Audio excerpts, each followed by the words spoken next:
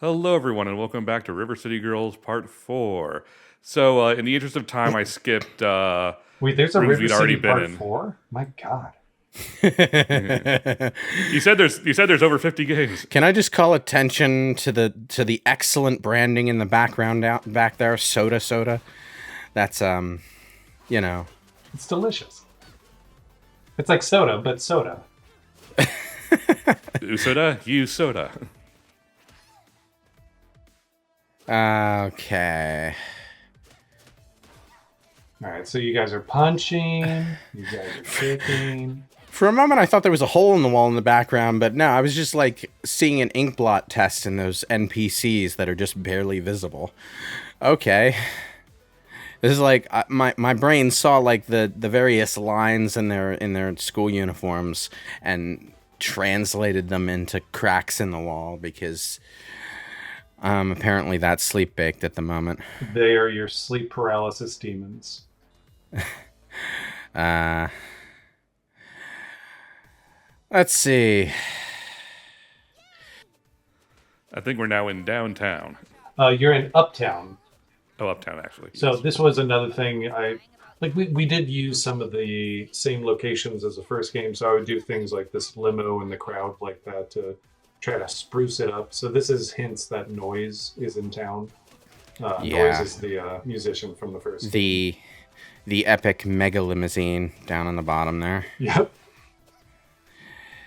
The one of the fun things about the enemy variety in River City Girls 2 is that a lot of the early enemies that you're fighting here, the Yakuza specifically, are enemies that you did not encounter in the original game until the final area, which I like because it's like going from the first game to the second game feels like, you know, kind of just progressing to the next level.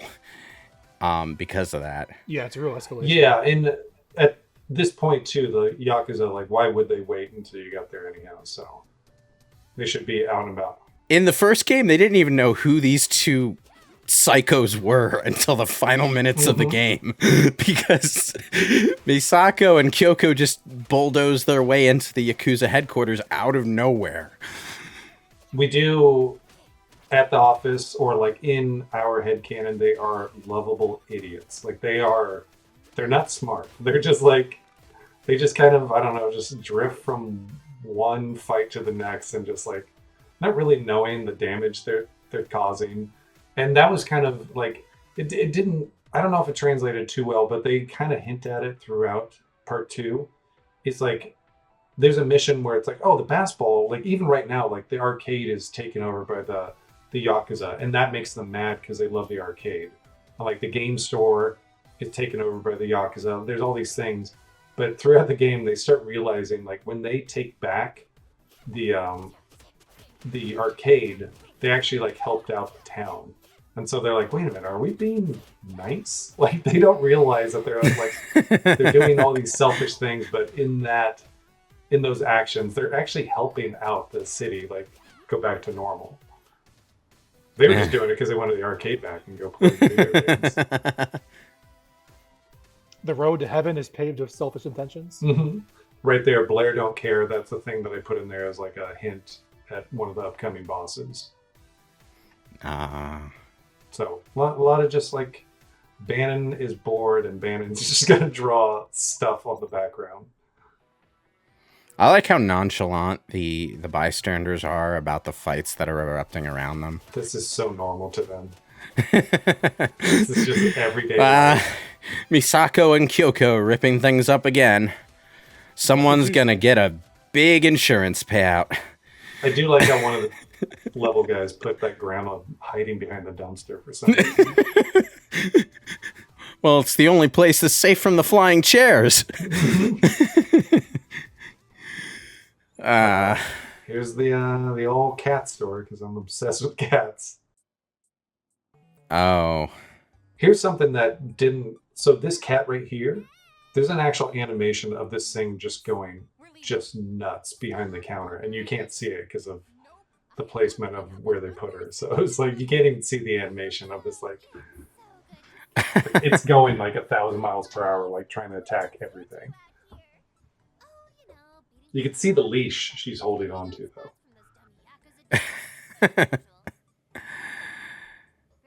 So wait, this is another character we met in the first game, isn't it? Yeah, she had Yes. a dog. I think it was like Molly McMuffins or something like Oh that. yeah, she's just talking about it. Oh, So she's into cats now, not dogs. Mm. So this whole mission. This is what I call just like when I'm writing the game design documents. This I call a journey quest because this will take you pretty much the entire game to finish. So it's just something to do. It's kind of like a collectathon throughout the whole game, and you earn like powerful accessories for completing these journey quests. But you can get up to 20 different, or I think more than 20 cats. I forget how many cats, but this whole place will be filled with cats, and they're all just like "Meow, meow, meow," just like screaming. Yeah. We had to tone it down because 20 of the cats playing 20 different wave files of cats screaming was a bit too much. I can imagine. It sounded like a literal nightmare. It was just like, all right, let's settle down. You can see the leash freaking out for that Yeah. maniac cat, yeah. cat she has. Me and Ryan really get into character here. For the rest of the game, I'll be hunting for cats everywhere we go, while Misako will just be like, "Nope, main quest, let's go." Mhm. Don't care about the cats. Now, to be honest, Misako is probably the hero in that situation because I don't trust that girl with any cats. Mhm. Fair. They're probably safer on the street. Let's see. So here's another thing I've seen you guys haven't used yet is this was another me lurking in somebody's Twitch stream where they're like, the enemies block too much. So if you do hold that heavy button, you'll do a guard break now. So in the guard break itself, if they're blocking, it'll break through their block. If they're not blocking, it'll instantly dizzy the enemy so you can grab them. If they're on the ground and you do it, it'll bounce them up in the air so you can juggle them. So it's kind of like and that's what those white bars under the green stamina bar or the green special bar are for. Oh, okay. So there's a lot of stuff that I tried to address in part 2. I like the multi-purpose nature of that move. By the way, it's I enjoy when one thing can do multiple things depending on the situation. Yeah, and like you said, depending on the situation, not like, oh, if you hold down and up, then you press this button. It's like, yeah, just like, what is the enemy doing when you do this move? Yeah. The what was I going to say?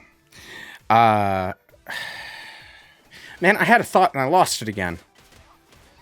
You This had a is- long day. This is how my brain works. I have a thought that I want to say, and then something happens on screen that completely drives it out of my mind, like a freaking Yakuza doing an electric Kamehameha wave at a teenage girl and shocking her to death. I was really okay. hoping you guys saw the grenade. Oh, you got it. There it is. Yeah, we got it. The Pokeball grenade. So, grenades. Okay. Now, what are the odds of it blowing up on us rather than enemies? Well, that's the thing is, I think if you do melee somebody Oh, with we it, miss it it. blows up in your hand. So be careful. Misako's just like, no, we're not using grenades in a game about high school students. I'm just gonna censor that with my menu screen. As you saw, that was Hibari's old hideout. That's the Bullet Hell seamstress. She had a closed down shop because you beat the crap out Beat of her her. up. Yeah. So here's Glenn from River City Ransom Underground. This is actually my best friend in real life. So he and I play music together. So if you ever look at Underground, he's always busting out like a guitar and stuff like that. So yeah. Huh, So there's on. Glenn. And there's a kitty. I seem to remember that accessories, just in general, got a bit of an upgrade in 2 Yeah. compared to 1. That was another, I need to address this thing. This is also an enemy from River City Ransom Underground. This is just like one of the enemy types. They're the warlocks. Warlocks got turned into the LARPers pretty much in River City 2. So when you see the guys on brooms. You know what? I gotta give props to the vampire teeth for being a really freaking interesting accessory. $300 though. Ouch. Mm-hmm. Yeah, that's what I call a cursed item. I mean, I can see a really skilled player like really getting a lot of use out of the vampire teeth. Because it's the kind of item that rewards you the better you do. Yeah. So right there, I don't know if you notice on the right, that is the Technos logo. So Technos is who originally made River City Ransom and Double Dragon and all those, like Dodgeball and stuff like that. So this, I didn't want any of this stuff to show up in any trailers for like the super fans that know about like Technos and all that stuff. So I don't know if in your playthrough you actually made it to Technos. I'm not entirely It's part of the sure. main quest. It's part of the main quest, right? Yeah, you have to go there eventually, but it is an ode to Technos itself. So Ark was like, well, don't make them bad guys. I was like, well, no, they're not bad guys. It's like if Microsoft or Apple was taken over by the bad guys. There's good people there, but the bad guys took it over. It's a little like in Fallout 3 when Bethesda made a ruin of their own offices, one of the dungeons.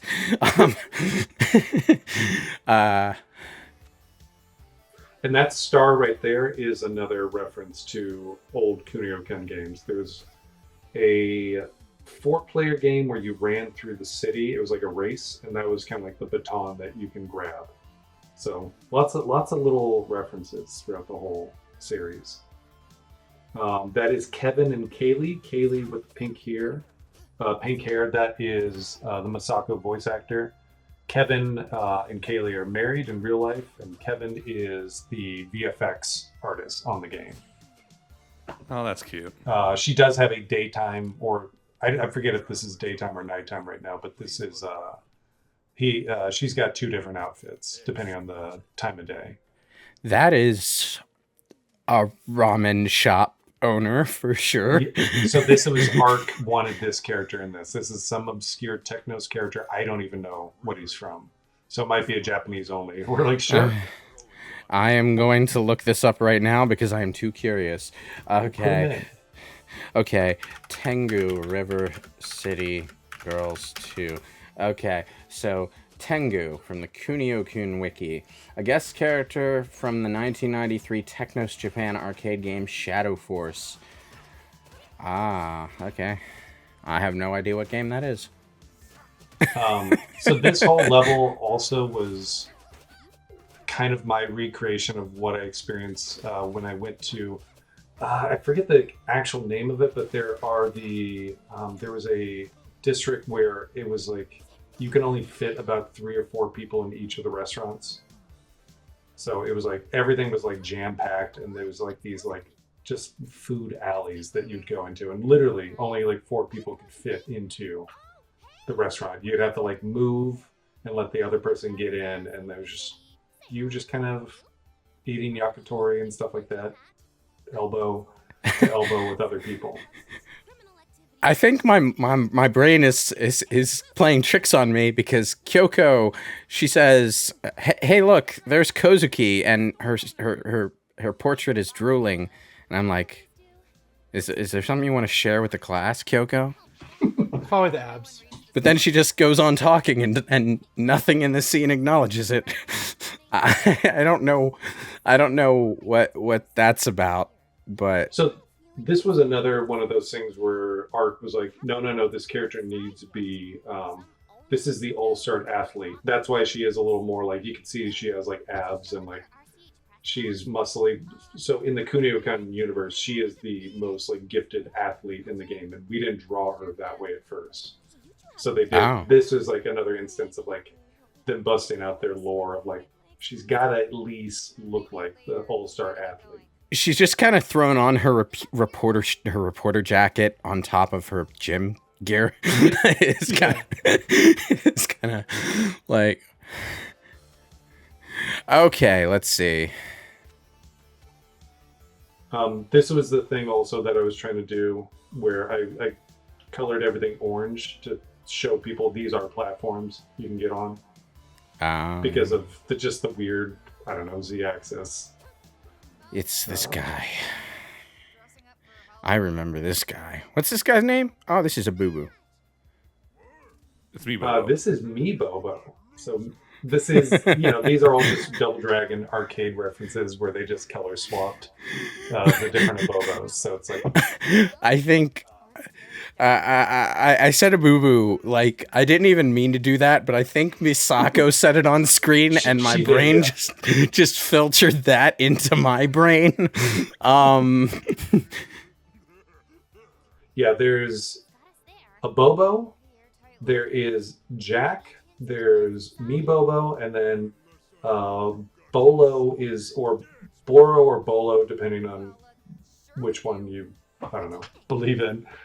That's the Danny Trejo looking one from like Double Dragon 2. So there's a bunch of different Abobos out there. And in Underground, there was like hint at one point that these are all just like clones of each other, but they're like, this is the clone that went bad. Kevin 11, the next door neighbor of Ben 10. Mm-hmm. Every video game series has an off-brand 7-Eleven. It's hilarious. I can't get enough of it. Even more so because like 7-Eleven has somehow become like the least important convenience store chain in the universe these days, but everyone still references it. In Japan, it was 7-Elevens are everywhere in Japan. It was like the only place I could go to actually eat a thing that I recognized. In desperation, I'm like, I just want like a granola bar. I don't want to eat another squid-based thing. I just want a granola bar, please. Shout out to Arc System Works, by the way, for giving me an apartment for 10 days in Tokyo. That saved me a bunch of money. I imagine it would. They charged me $1 so they could put something in the books. Thank you, Arc. Was that a fun trip at least? It was. I wish I met up with the translator on the last day of the 11 or 12 days that I was there. I forget when it was. Real quick, that is James Gintu on that little poster thing on the yellow. He's wearing the hat. James Gintu and I were the first people on the first River City game, so he was the lead programmer. So I drew him in the background there. Yeah, it was a fun trip, but I wish I met up with the ARC translator guy way earlier because it is very isolating when you don't know the language or anything you're reading. But it was still great. Like I went to Mount Koya where it looked like I was in like Princess Mononoke and stuff like that. Like it looked amazing up there. And Nara was my favorite part of the trip, where I could just touch deer. Deer would just walk up to me, and I'd pet them like they were dogs.